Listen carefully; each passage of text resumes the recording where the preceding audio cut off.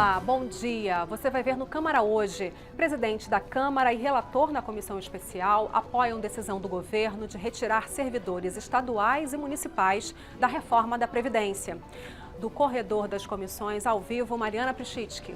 Mais reforma da Previdência. A comissão tem reunião daqui a pouquinho. Na pauta, 60 requerimentos, a maioria para a realização de audiências públicas. E ficou para hoje a votação em plenário do projeto da terceirização. Do Salão Verde, também ao vivo, Carol Nogueira. O presidente Rodrigo Maia disse que pretende colocar o projeto em votação às 11 horas de hoje, que sessão só termina quando a votação for encerrada. Hoje é quarta-feira, 22 de março. Agora em Brasília, 8 horas e 49 minutos. Esses são os destaques do Câmara hoje, que já está no ar.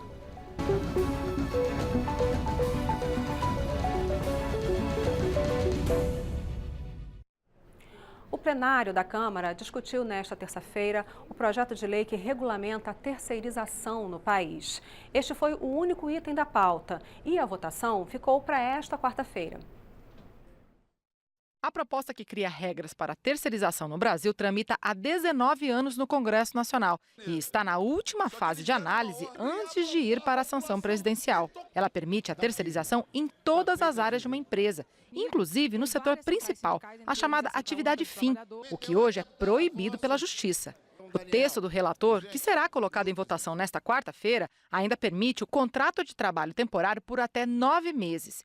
E deixa a abertura para esse tipo de contratação em caso de greve.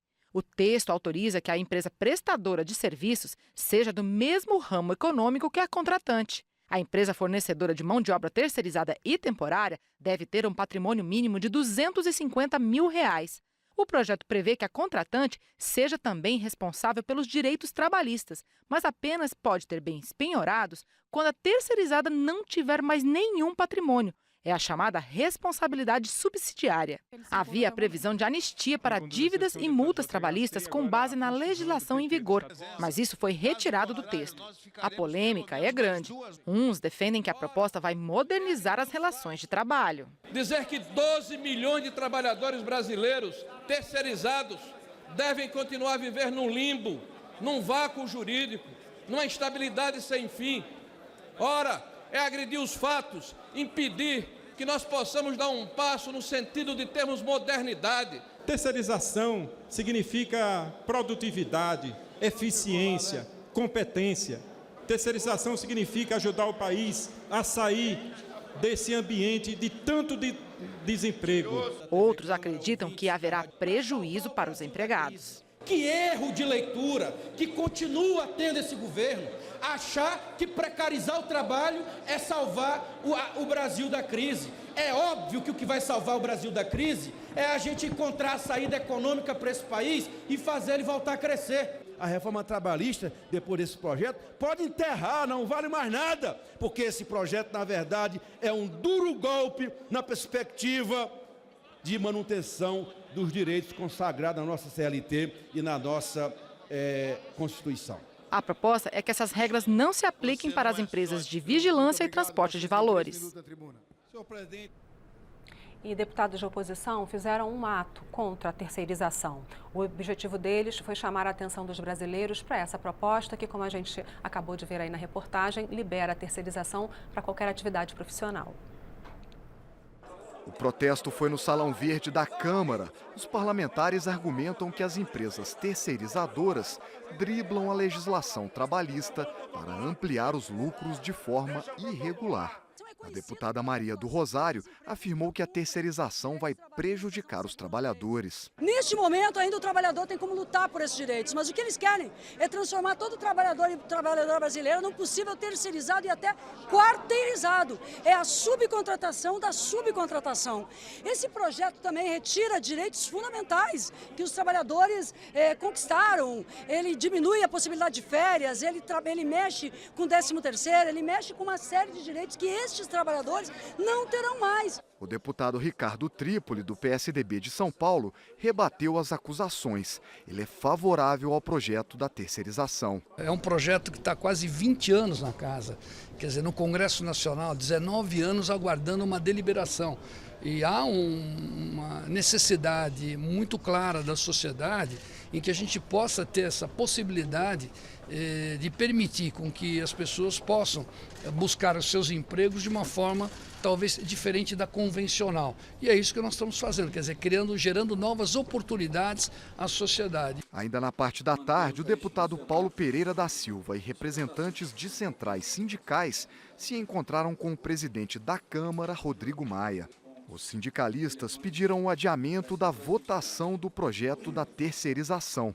Mas Rodrigo Maia afirmou que concluirá a votação nesta semana.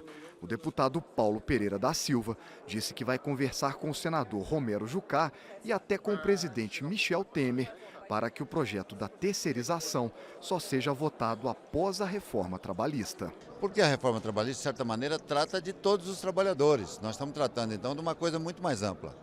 E a terceirização, de certa maneira, nesse momento, atrapalha essa discussão.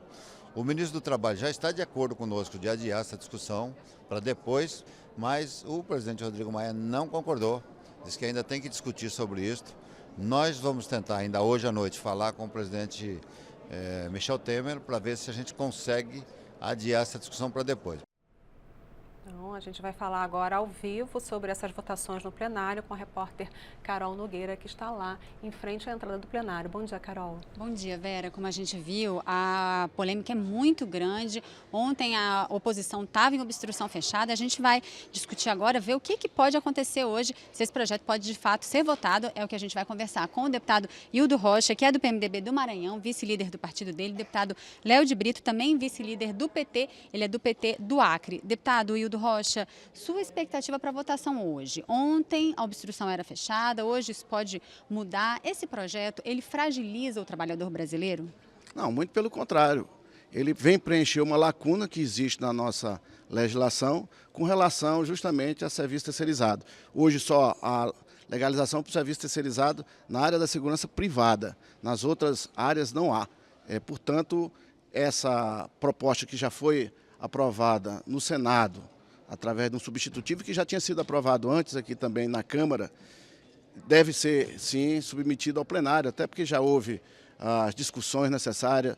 No passado, nós aprovamos já a terceirização através de um projeto de lei que está lá dormindo no Senado há bastante tempo, que já deveria ter sido deliberado. Deputado Léo de Brito, o que o senhor acha que deve acontecer hoje? Esse projeto deve ser aprovado ou não? E vamos falar um pouco sobre essa diferença entre o projeto daqui e o projeto do Senado. O que poderia mudar para esse projeto ficar melhor? Olha, a previsão da base governista era que o projeto começasse a discussão ontem. E não aconteceu exatamente porque, inclusive, foi demonstrado aí o deputado Paulo Pereira da Silva, que é um dos líderes aí da base, discordam desse projeto. Então, há discordâncias muito grandes, até porque há um desrespeito desse projeto que está sendo pautado. Nós temos hoje uma comissão especial da reforma trabalhista que está tratando do tema, portanto, inclusive da questão do trabalho temporário, que é um dos temas desse projeto, 4302. Nós tivemos uma votação em 2015 do 4330, aqui na Câmara dos Deputados, que versava sobre esse tema das terceirizações, foi para o Senado.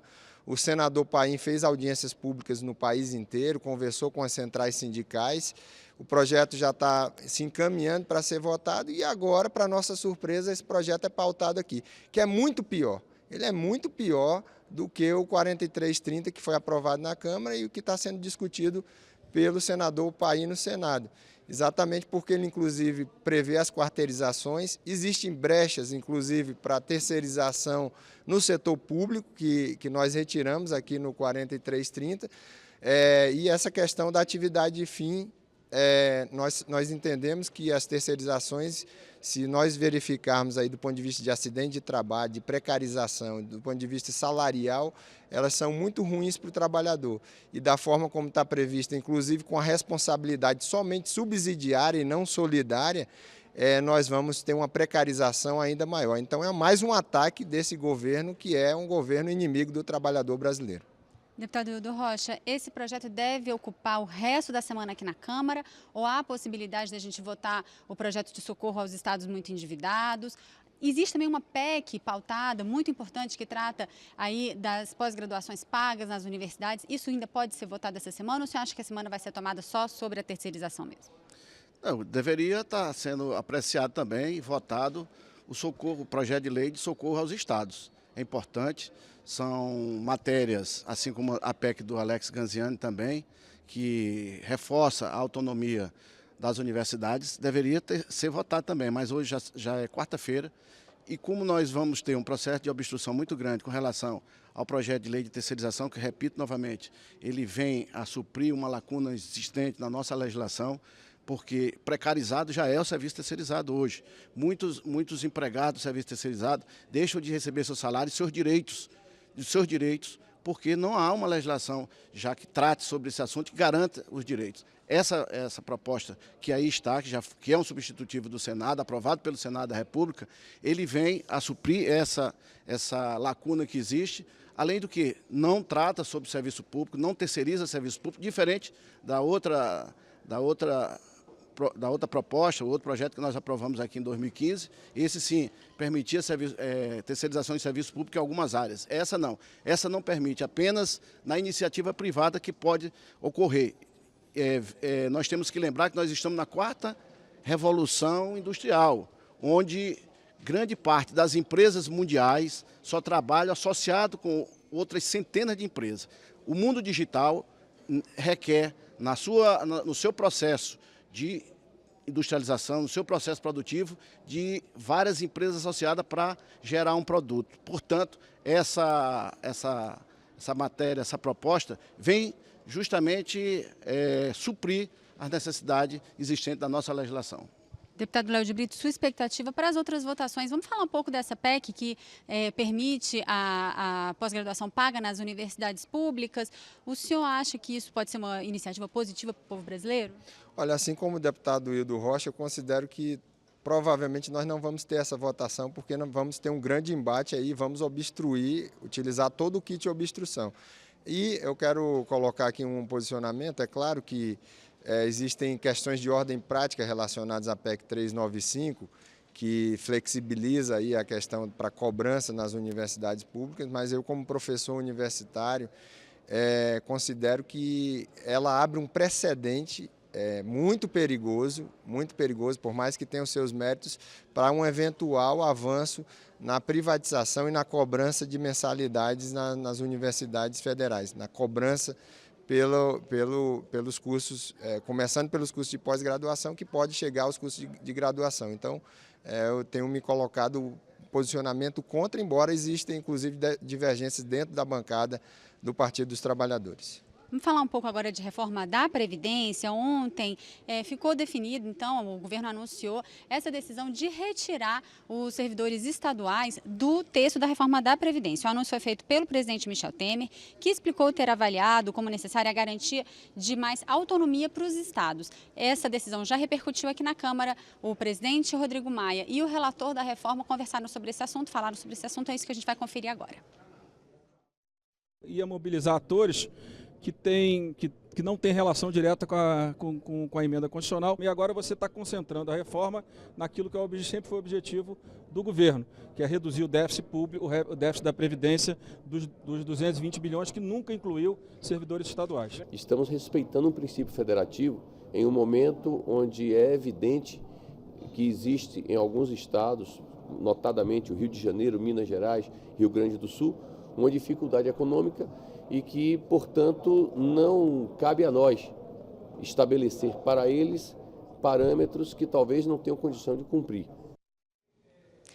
Deputado Hildo Rocha, por que essa mudança? Isso pode facilitar a aprovação da reforma? Eu acredito que sim. No meu entendimento, essa PEC não deveria nem ter, desde o início, contado dentro do seu bojo dessa proposta de mudança nas previdências de servidores públicos estaduais. Isso cabe a cada estado. Nós sabemos que cada estado da federação tem uma realidade. O Maranhão, por exemplo, é um estado onde a sua previdência é superavitária, enquanto que no Rio de Janeiro a sua previdência é deficitária. Então, cada realidade tem que ser tratada localmente, pelo próprio parlamento estadual e pelo executivo estadual. Como é que está a receptividade nas bases, entre as pessoas, da decisão da reforma? Isso muda de alguma maneira com essa decisão? Eu acredito que muda sim.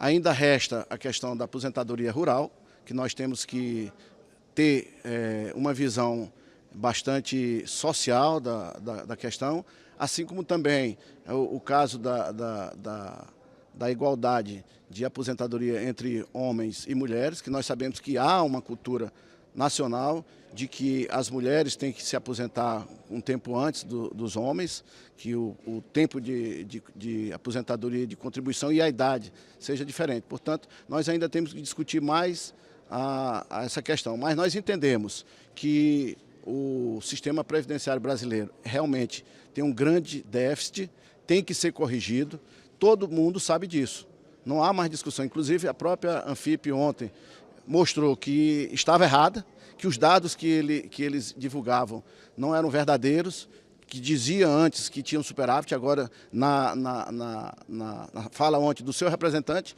disse que há déficit. Então, nós sabemos que há déficit e alguma coisa tem que ser feita, porque esses recursos que estão indo para a Previdência estão saindo da educação. Eu acho que a educação é prioridade, assim como a saúde pública.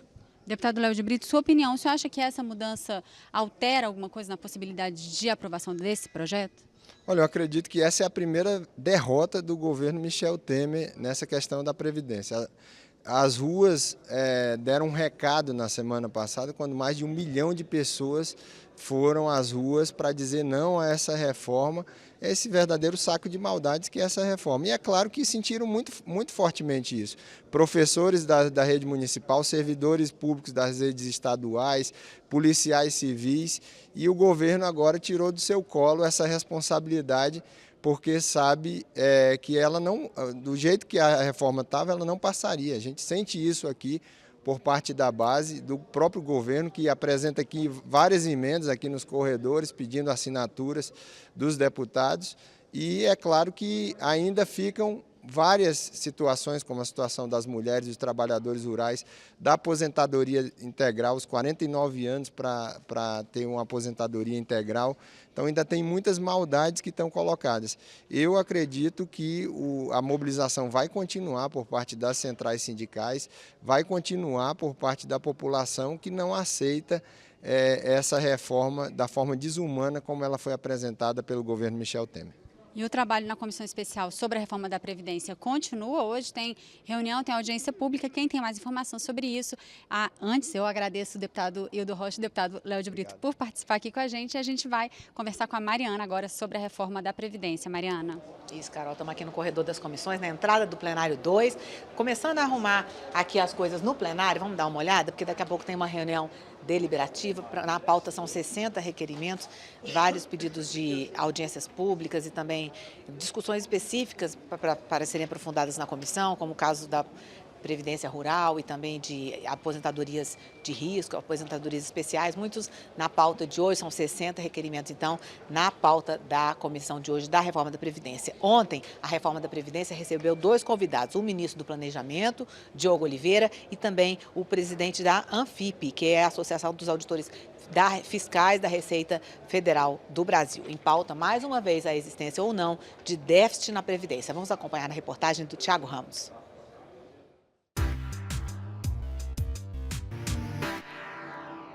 Para a Anfip, a resposta é clara e simples. O déficit não existe. Se fala que se roubou muito na Petrobras, mas não tem instituição que tenha sido mais saqueada ao longo dos últimos 50 anos, praticamente, do que a Previdência Social. 400 bilhões de dólares foram os saldos positivos apropriados pela União em 33 anos. Isso a valores de hoje é 1 trilhão e 500 bilhões de reais. Para o governo, essa conta é irreal. São 227 bilhões de déficit na Previdência no nível federal. Esse quadro é o quadro que acompanha a lei orçamentária anual, que é aprovada pelo Congresso Nacional todos os anos.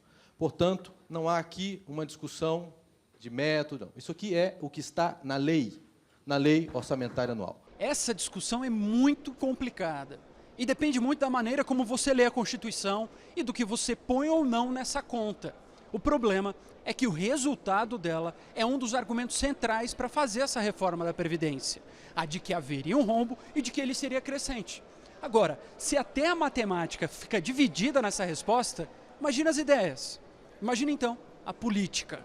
A desordem das contas da Previdência vem massacrando o Brasil há alguns anos e vem dificultando muito o nosso desenvolvimento econômico, o nosso investimento em infraestrutura, a recuperação dos empregos. Por isso a gente precisa reformar a Previdência. Não é deficitário o orçamento da Seguridade Social, é deficitário o orçamento fiscal do governo pelo peso excessivo de juros e serviços da dívida que consome a maior fatia do orçamento. Sob o ponto de vista puramente financeiro, talvez todos tenham um pouquinho de razão. Mas sobre o ponto de vista daquilo que se pratica no mundo inteiro, em termos de pensões e aposentadorias, não se aplica aqui no Brasil, ou não vem sendo aplicado. Então, por exemplo, se o mundo inteiro, há 50 anos ou mais, adota uma idade mínima para a aposentadoria, o Brasil não adotou a idade mínima. Bom, e quem esteve ontem aqui na Câmara também para discutir reforma da Previdência foi o ministro da Fazenda, Henrique Meirelles. Ele esteve reunido com deputados do PSDB e do Democratas. Vamos conferir na reportagem. O ministro disse que se os deputados quiserem suavizar a reforma, será preciso apresentar outros pontos que compensem os gastos. Caso contrário, segundo ele, será necessário fazer outra reforma daqui a 2 ou 3 anos. Se tirar algo, vai ter que botar algo equivalente em outro lugar. A questão, de novo, é quem paga. O que não é possível é nós fazermos de conta que ninguém está pagando. O efeito disso é dramático. Vemos isso em alguns estados brasileiros, já vimos isso no passado no Brasil. Tivemos hiperinflação no Brasil quando o Estado brasileiro começou a gastar o que não podia. O líder do PSDB afirmou que há consenso sobre a necessidade de idade mínima, mas ainda há discussão sobre se ela deve ser de 65 anos ou um pouco menor. E explicou que uma grande maioria apoia a igualdade entre homens e mulheres. Ricardo Trípoli acredita que é importante o fato de o ministro ter aberto a porta para negociar com os deputados. Mas o que eu achei interessante é o seguinte, ele deixou uma porta aberta de negociação. Ele abriu o canal não está obstruído. Isso é o mais importante numa democracia, onde o governo, através do seu ministro da Fazenda, vem ao Congresso Nacional, a bancada do PSDB e deixa o canal aberto, a possibilidade de estarmos discutindo todos os itens que foram colocados para ele como itens divergentes pela bancada do PSDB. Bom, Vera, nós vamos continuar aqui na Comissão da Reforma da Previdência e voltamos do corredor das comissões depois com mais informações para vocês, Vera. Obrigada, Mariana. A gente continua daqui, sim, falando sobre um outro assunto que está mobilizando o noticiário essa semana. A Frente Parlamentar da Agropecuária se reuniu para discutir que medidas a Câmara poderá tomar para minimizar o impacto na economia após a divulgação da Operação Carne Fraca da Polícia Federal. Os deputados da Frente Parlamentar da Agropecuária discutiram medidas de redução de danos ao setor pecuarista, afetado pelas investigações que apontaram diversas irregularidades no controle sanitário de carnes produzidas no país. O presidente da Frente Parlamentar, deputado Nilson Leitão, criticou a forma como foi divulgada a Operação Carne Fraca, comprometendo, segundo ele, não só os grandes frigoríficos, mas principalmente os pequenos produtores. Nós não criticamos nem opinamos aqui sobre a parte da operação que trata da corrupção, da relação promíscua entre fiscais, empresários. Isso aí a Polícia Federal tem que se aprofundar. Agora, no que tange a questão técnica, onde precisa de técnicos para poder averiguar a denúncia feita, isso eu acho que houve uma falha de quem dirigiu a operação pela Polícia Federal, uma instituição que nós temos o maior respeito, que é a Polícia Federal, mas faltou um pouco mais de cuidado para poder compreender essa parte sanitária. São problemas pontuais, pequenos, perto do tamanho do setor. E se fossem colocados na perspectiva correta, obviamente a gente poderia estar agora fazendo enfrentamento para consertar os problemas, mas 99,5% dos frigoríficos brasileiros, quer dizer, do setor da carne brasileira, hoje trabalha em uma situação de absoluta conformidade com a legislação. A proposta da Frente Parlamentar Agropecuária é que seja reformulado o sistema de fiscalização sanitária no modelo adotado em 2007, quando o deputado Reinhold Stefanes era ministro da Agricultura. Uma das sugestões que surgiu é retornar aquele sistema de ter uma autoridade nacional que trata de questões sanitárias. O que havia no período em que eu era ministro, ou seja, só o secretário nacional de Defesa Sanitária e Inspeção é quem tratava desse assunto. E todas as chefias a nível de Estado, todos os fiscais em todo o Brasil eram subordinados a essa autoridade nacional e não pulverizados por 27 superintendentes estaduais. Eu acho que esse é um erro que tem que ser, evidentemente, consertado. A Frente Agropecuária também planeja fazer uma comissão geral no plenário da Câmara para debater o sistema de vigilância sanitária, as exportações brasileiras de carne e mudanças na lei para melhorar a fiscalização e punição de irregularidades. O objetivo é debater o assunto com técnicos ligados ao setor. E deputados fizeram uma sessão solene no plenário da Câmara em homenagem à tradição das raízes de matrizes africanas e às nações do Candomblé e defenderam a liberdade religiosa no Brasil. Primeiro, o hino nacional. Depois, o ritual africano. Em forma de homenagem, começou a sessão solene sobre a tradição das raízes de matrizes africanas e das nações do Candomblé. Na mensagem de abertura do presidente da Câmara, Rodrigo Maia parabeniza o deputado Vicentinho pela iniciativa de solicitar a sessão solene e lembra da importância do respeito à diversidade. Aqui no Brasil, essa preocupação deve ser redobrada, dado o papel marcante desempenhado pela miscigenação e pelo sincretismo em nossa sociedade. O deputado Vicentinho explicou por que solicitou a sessão solene. É a luta contra todo tipo de preconceito e todo tipo de discriminação. Aqui, as pessoas muitas vezes, não aqui, na sociedade, as pessoas são discriminadas porque têm uma orientação sexual diferente. As pessoas são discriminadas porque são mulheres. São discriminadas porque são negras. São discriminadas porque têm esta ou aquela religião. Aprendi que ser diferente não significa nada a não ser a riqueza da nossa vida, da nossa vivência. Vamos então saber das últimas informações para o dia de hoje no plenário Ulisses Guimarães com a Carol Nogueira. Expectativa para início da sessão extraordinária do plenário a qualquer momento. Vera, pauta única dessa sessão extraordinária, como a gente discutiu mais cedo com os deputados, é o projeto que regulariza, que regulamenta aí a terceirização do trabalho aqui no Brasil. No meio, antes da votação, no meio aí dessa sessão extraordinária, está prevista também a realização de uma sessão solene em homenagem ao 20º aniversário de fundação do Partido Humanista da Solidariedade, o PHS. E a votação deve começar então aí no final da manhã. Vera. Obrigada, Carol. E as últimas informações também do corredor das comissões com a Mariana Prichitsky. Vera, agora pela manhã, além da reforma da Previdência, tem uma mesa redonda na Comissão da Reforma Política. Especialistas internacionais vão trazer mais uma vez experiências sobre o sistema eleitoral de outros países para ajudar o deputado Vicente Cândido, relator, e toda a comissão a fazer um relatório e sugerir mudanças no sistema político eleitoral brasileiro. À tarde, tem nova audiência pública da Comissão da Reforma da Previdência.